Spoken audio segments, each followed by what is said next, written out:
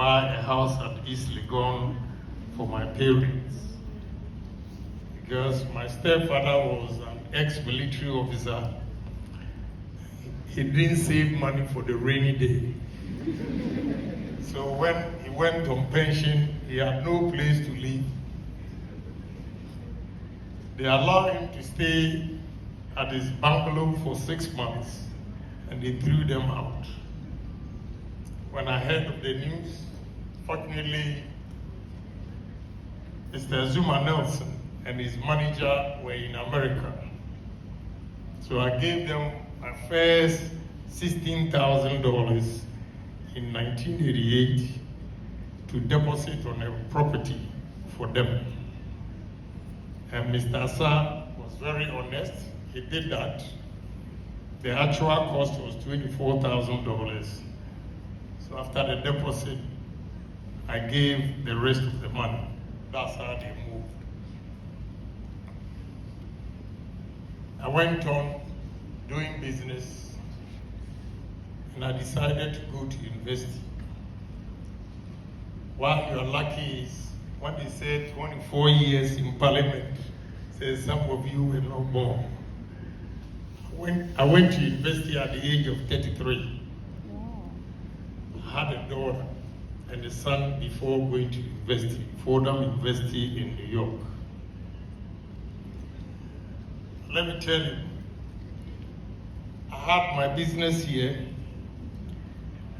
and going to school over there, the level of dishonesty, my business was near collapse. So the third year going to fourth year, I stopped the university because Fordham University, I was the best economic student.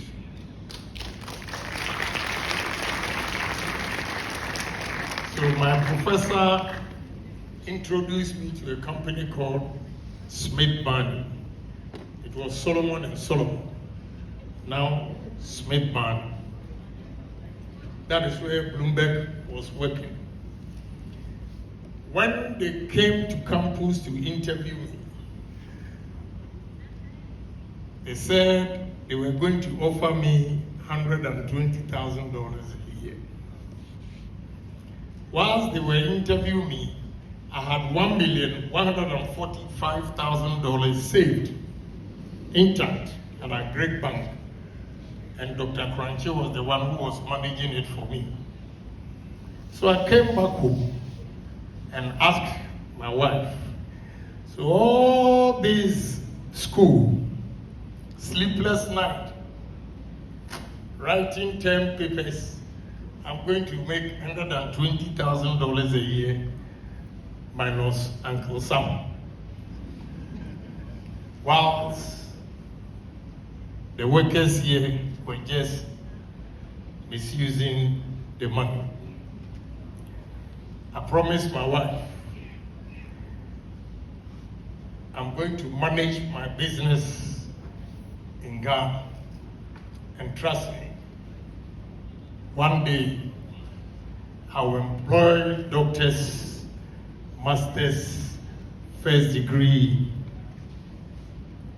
personalities to work for me, and have done exactly that.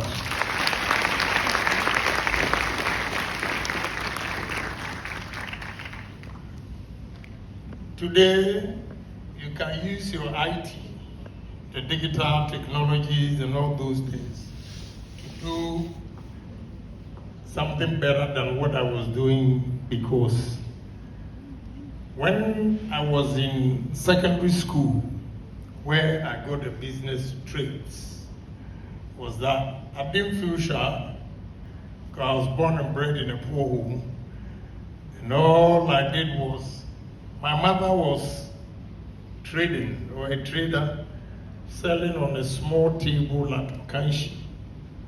So on vacations, I would just go and select some of the items and put it on the board and walk from Okanshi to Agbeblushi, walk Okanshi to Kokomlemle.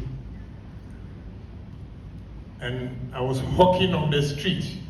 When I see you, I'll show you, yes, pick a chocolate, Tatra, Nazet, yes, raw.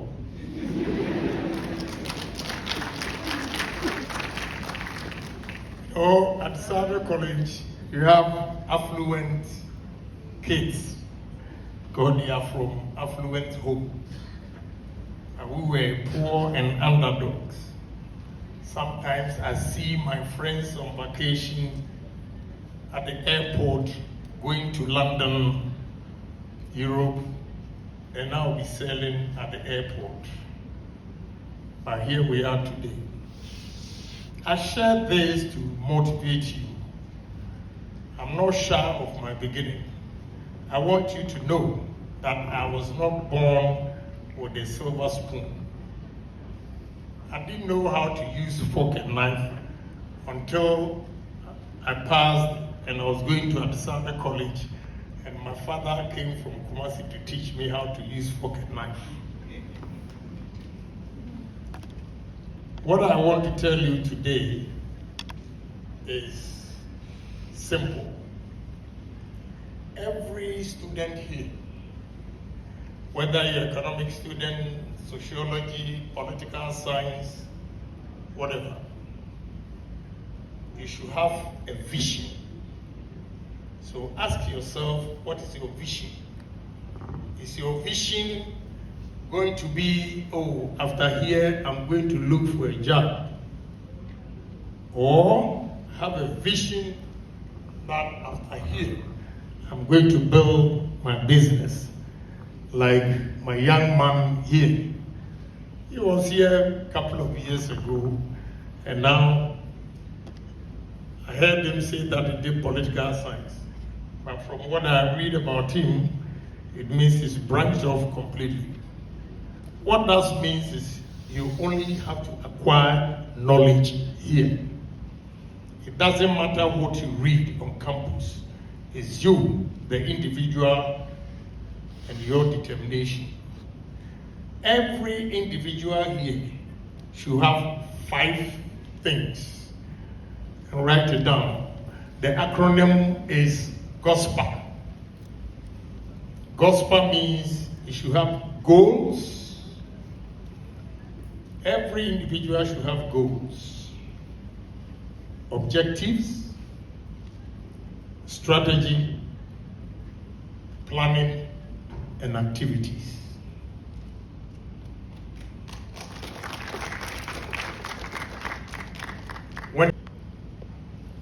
So what I say to young men and women present here is that you should be bold to take risk, and the future belongs to risk takers, not security seekers. I repeat, the future belongs to the risk takers, not security seekers. What do I mean by this? We all have fine ideas. We are working. We are saving money. You accumulate the savings to a point where you have to take bold initiatives to invest your savings. The security seekers are those with taste of your colleagues and use your savings to supply them what they need. What do I mean by that? First, whatever money is given to you, you should live a subsistent living and save at least 70% of what is given to you. Don't keep up with the Joneses. What I mean by keeping up with the Joneses is, you are from poor home like myself, you're spending today for tomorrow. That is the savings. And your savings, when you have accumulated enough, be bold to invest it. And one key area to success is integrity. You have to be honest in your dealings. If you are dishonest, You might have the power today to dupe people, but eventually, all what you have acquired illegally, you will lose it. But if you are honest, wherever you are, people will knock at your door because they believe in you. I'll give you one practical example. I bought this plastic company. It's called Platinum Plastics at the free zones. And I had to meet the suppliers. So they came from Belgium, Dubai. One lady from Belgium told me that I hear you're a very good man, and you are very strong, influential. I want a favor from you. I said, go ahead. And she said she has supplied materials to a gentleman to the tune of $70,000. And for 2 years, he has not paid. He has checked all the records. He's cleared the goods from the port. And the gentleman keeps telling her that he was not able to clear the goods. What I realized was that all the agents, they know each other. So now he has passed on the information to other competitors. And now the guy is blocked. Second example, I have a company, I supply heavy-duty equipment to mining companies. A gentleman, I bought 16 ADTs, cost $7 million, which are paid cash, no credit. This gentleman took the machines and he never paid. So I took the machines back from him. Just about a month ago, there was a mining conference in Tanzania. The guy went there. He was bragging to investors. I'm the biggest supplier of mining equipment in Ghana, this and that. Unfortunately for him, see, it didn't happen to him in Ghana here, but in Tanzania. He was talking to Dangote's partner, who is into mining and tech. And the partner's son is my son's friend. So they were in Tanzania together. They went and he saw the guy who duped me talking to his friend's father. So I'm the biggest supplier. And he was born in America. So that inhibition is not in him, oh, fache, no. Then he told them at the meeting, he's a liar, he's a thief. My father gave him this number of ADT equipment and he never paid. Right there, they cut him off. The man has never met me before. Now he wants me to be his partner in Ghana because of honesty.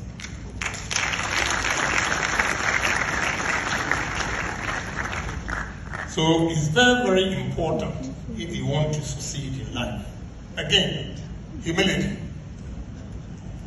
See a lot of rich people here in Africa, especially black people, even in America. You see the American basketball players and footballers. When we are going to the stadium, the cars that they use are more expensive than the club police. Exactly so happening here in Ghana. If you are not humble, these two persons, I will not mention the name. I went to a young man's house and I saw about 12 cars parked. And I told him, you work for government.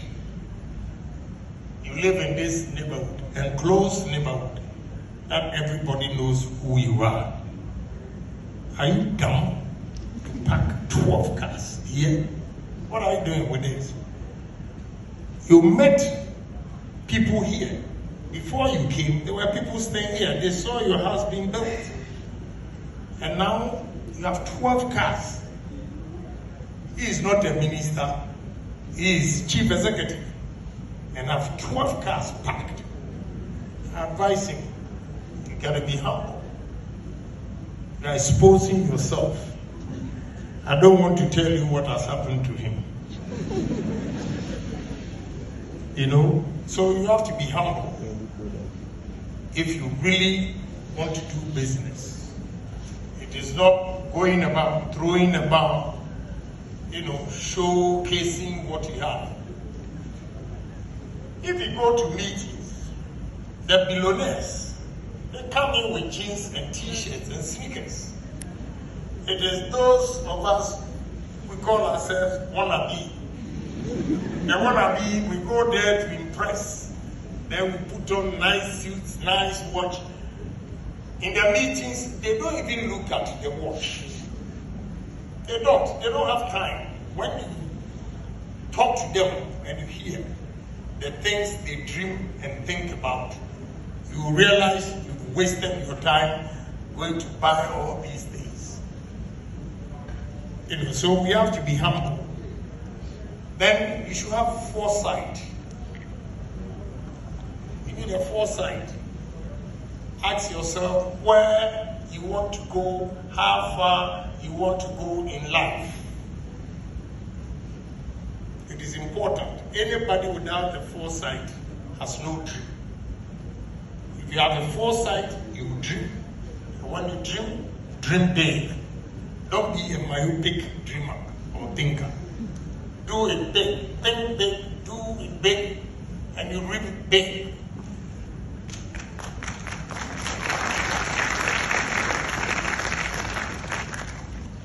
Even when I was young, my mother, anytime I go and do something, oh, Kwame, wait there. By the time she is advising me not to do it, I have already done it and paid for it. So you should have a foresight. Then cooperation. This time, you are young. You have to link up with friends, set up a company together. When you put your capital together, you'll be able to come out with a good company than one person starting from the beginning. Unfortunately, this side of the world, partnership don't work, but we have to make it work because that's how others have made it. So we need cooperation among ourselves. We don't need negative competition. Competition is important, but it becomes negative when you are envious of your colleague. It's not healthy at all. So these 7 things I've told you: vision, courage, integrity, humility, foresight, and the last one, you have to stay focused. There will be distractions, whether natural or artificial. If you look at the economic trend, because of America and the rest of the world trade tariffs, it is something that you did not foresee that it will happen, but it has happened. You don't have to be discouraged because of what is happening, but stay focused. You aim at the level that you want to attain. And trust me, although what I call, we live in a world where we are multitudinous in Canada. It's like waves, goes down and up. When you have this, then comes in the digital. Today, you'll be a better entrepreneur than us because of advancements in technology and digitalization. You can sit here and do business elsewhere. My daughter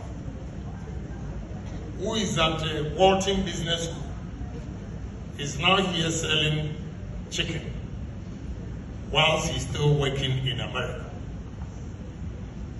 Because of internet, she has a job. She's always on her computer, laptop, working, and at the same time, going to one of the coastals. She has taken one of the coastals selling chicken. Somebody will ask me, why a Walton Business School student should sell chicken? She did the analysis with my son, and my son told her, if you invest every $14,000 container, you make $12,000. He said, hey, then why am I in this classroom? I'm coming. So now she's working with her brother, although she should go back next month. I'm only sharing this experience with you that, with digital, you can do a lot of things differently and do business faster than we were doing. You have to be creative. Creative in the sense that when others are using social media to destroy themselves, use social media to market yourself.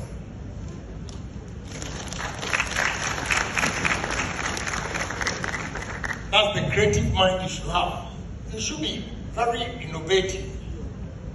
And innovation is key to success. Anybody who sits there and is afraid to innovate, you become stale and stagnant. So take advantage of technology and the digitalization. You can create your own platform, sell your products. Professor Namzoya, where you come from, you have a lot of share butter. It is not only the book. Go there. What will make you different businessman is that you have the knowledge than us. Those of us who didn't finish the university. Buy the share butter. Bring it to Accra. I'll give you contacts in Botswana,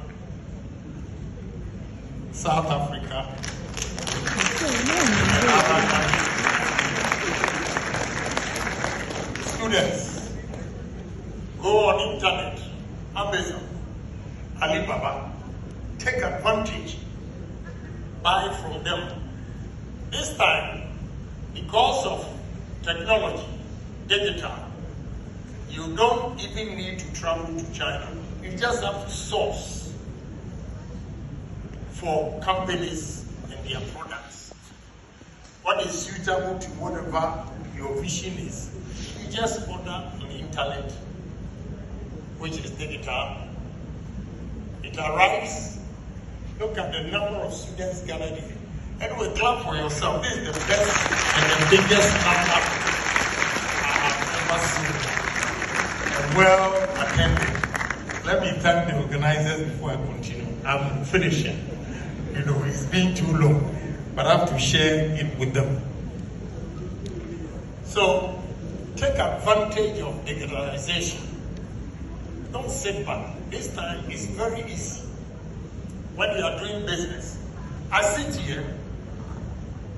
My wife is in America. She had to go for a week.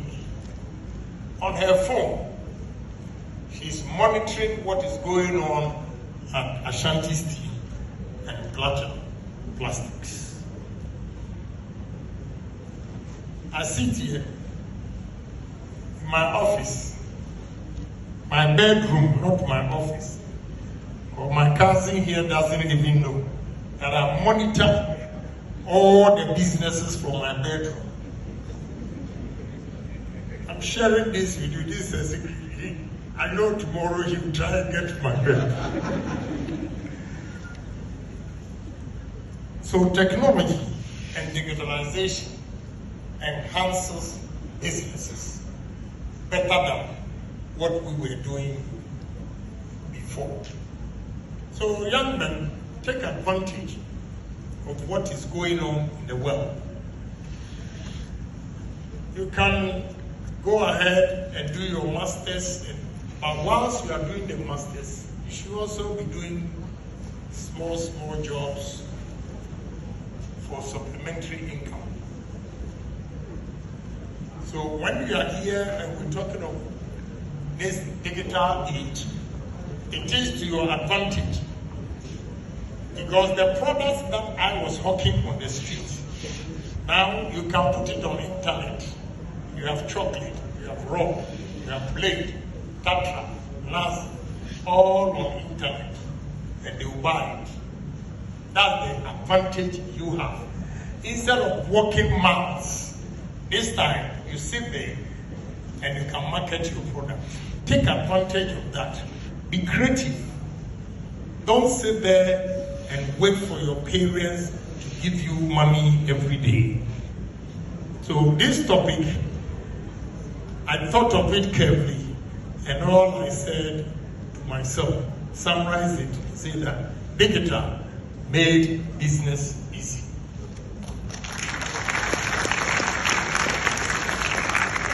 Careful thought. The whole thing, I summarized it and said, digital made business easy. So now business is easy because we digitalize everything. You only have to be creative to know what you want. Then take advantage of it and work hard. And trust me, sky will be the limit. So, sitting here, all speakers mentioning Kennedy Agyapong, I'm not a magician, I'm just one of you. Just that I work hard. And I don't take no for an answer. When I set my mind on something that I'm going to do it, I make sure I execute it.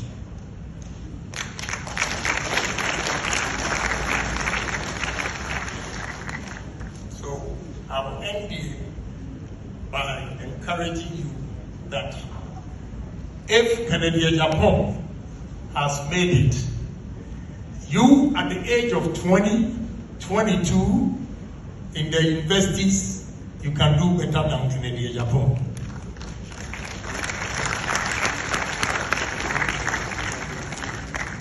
And clapping doesn't mean anything because you finish university.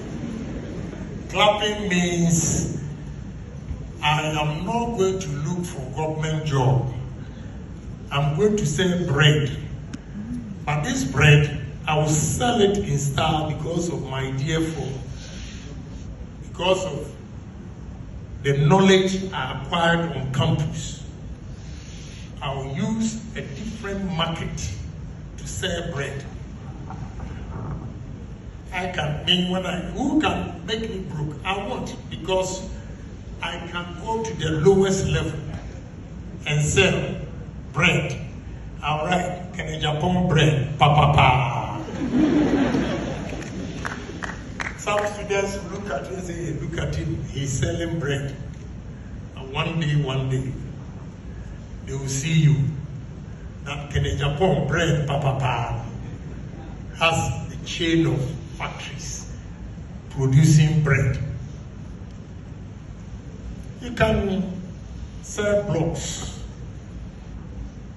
Put on your jeans, sneakers, go out there. Do something. Forget about the knowledge you've acquired. If you are not getting the job, try and do something. And when you begin to do it, that is when you apply the knowledge. But if you think you're a lawyer and therefore you don't want to do anything, some law firms, with all due respect to them, about 6 months, they will not even have one case. So if I don't go and shout, like now that I'm not shouting, how would you get the money? But a lawyer can do something else. You know. So young men and women gathered here today, I share this for you to know that I started from humble beginning. and I'm climbing. I'm not yet there. Because you see me, the way professors are mentioning my name, when I went to the meetings, say, in Ghana, in a blind man's world, one-eyed man is a king. When you hear the numbers they mention, and Agyapong is nobody. If I'm not bold, I cannot even speak. So I haven't gotten there yet. I'm still fighting to get up there. So I want you to repeat this after me. Say that one day, I'll be somebody. I'll be better than Kennedy Agyapong. Go and work at it. God bless you.